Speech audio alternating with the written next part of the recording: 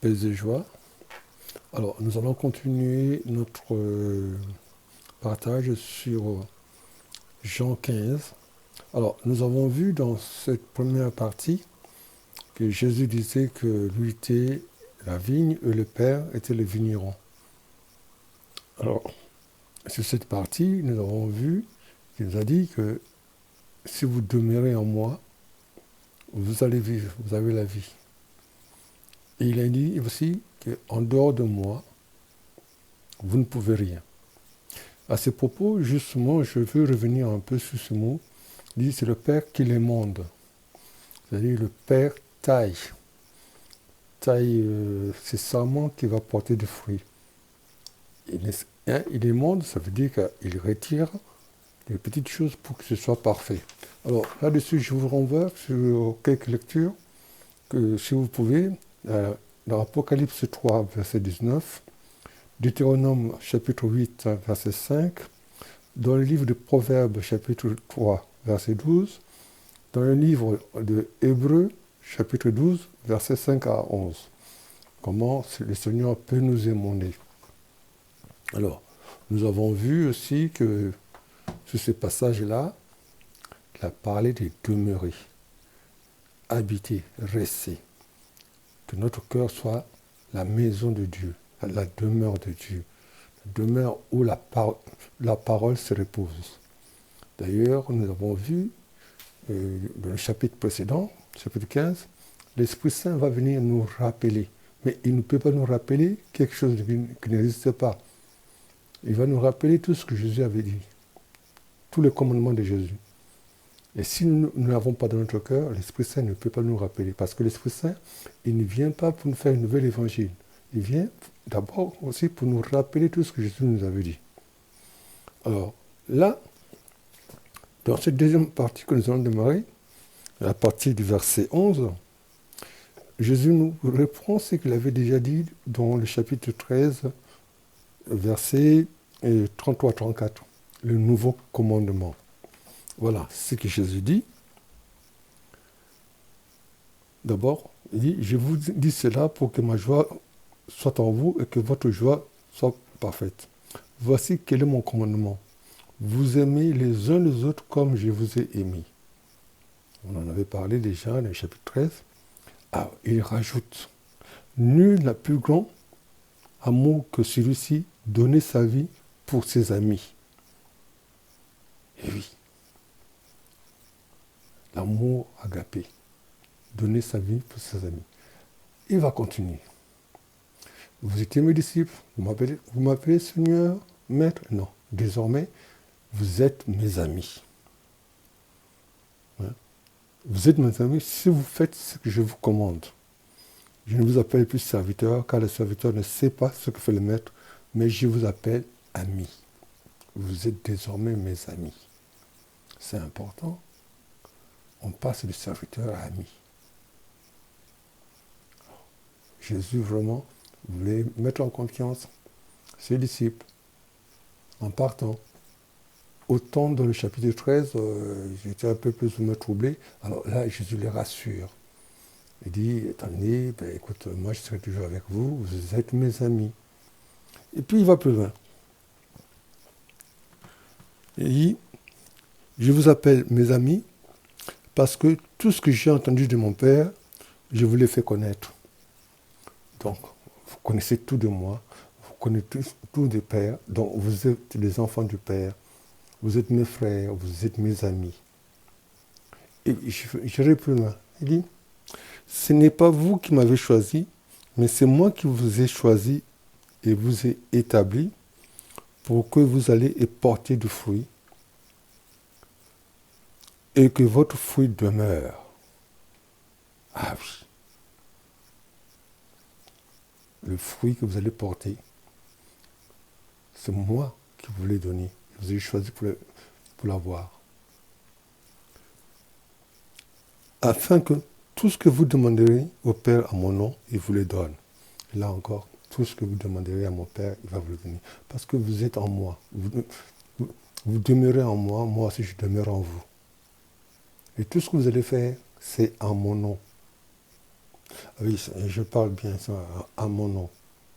Parce que malheureusement, beaucoup de frères font des ministères. Maintenant, ils prennent la gloire de Dieu. Et non. Sans Jésus, nous ne pouvons rien faire. En dehors de lui, nous ne pouvons rien faire.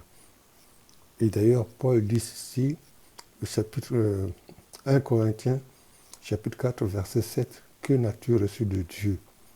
Si tout ce que tu as, tu l'as reçu de Dieu, pourquoi t'es glorifié? La gloire revient à Dieu. Et lorsque nous œuvrons dans la moisson du Seigneur, ce n'est pas pour notre gloire, c'est pour la gloire de Dieu. Les fruits que nous portons, c'est Dieu qui nous donne ce fruit-là, pour la gloire de son nom. Alors il va continuer. Tout ça c'est très bien, mais encore une fois, ce que je vous demande, c'est de vous aimer les uns les autres. Donc Jésus ici reprend encore une fois ce commandement nouveau.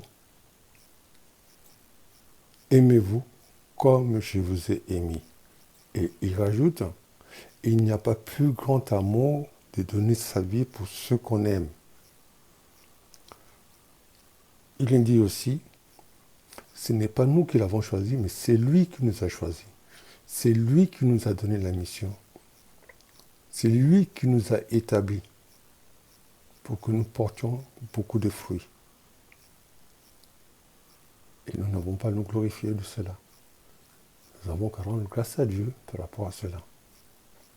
Mais tout cela n'est possible que si nous demeurons dans son amour et que lui demeure en nous comme lui, il demeure dans l'amour du Père et le Père demeurait en lui.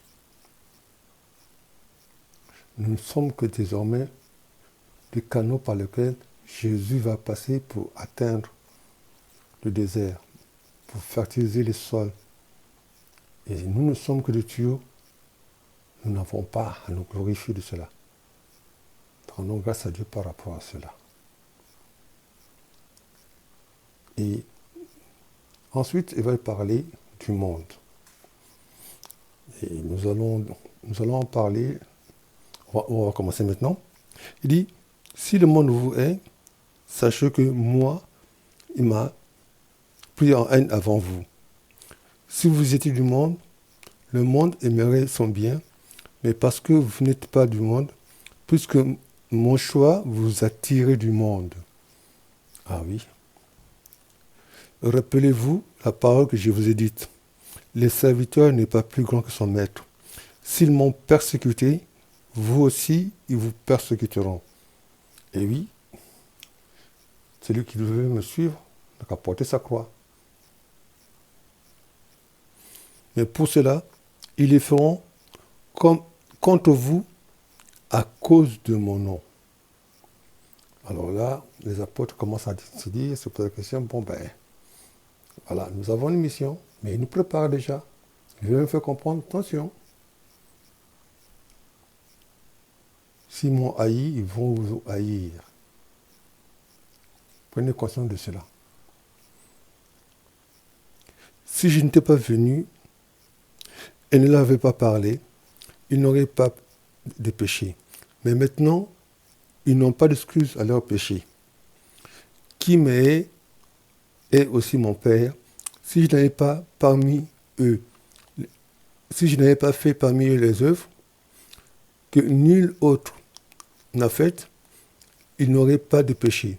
Mais maintenant, ils ont vu et nous haïssent, et moi et mon Père. Mais ceci, c'est pour que s'accomplisse la parole écrite dans leur loi. Ils m'ont haï sans raison. Ah oui. Donc, la mission des apôtres ne sera pas facile. Jésus l'a prévenu. S'ils m'ont haï, ils vont vous haïr. Et oui. Le Fils de l'homme. D'ailleurs, on dit nul ne prophète chez lui. Mais nous verrons par la suite que Jésus va dire courage, j'ai vaincu le monde. Mais là, il prévient ses apôtres. Ce qu'il leur dit, deux commandements qui sont forts. Restez attachés à moi. premier commandement. Deuxième commandement, aimez-vous les uns les autres comme je vous ai aimés. Restez attachés à Jésus, car c'est là où est la vie. Nous avons regardé Jésus, qui est le chemin, la vie et la vérité. Voilà pour cette deuxième partie, et nous allons terminer prochainement sur ce chapitre 15. Nous continuons nos pas à pas. Que Dieu nous bénisse. Amen. Alléluia.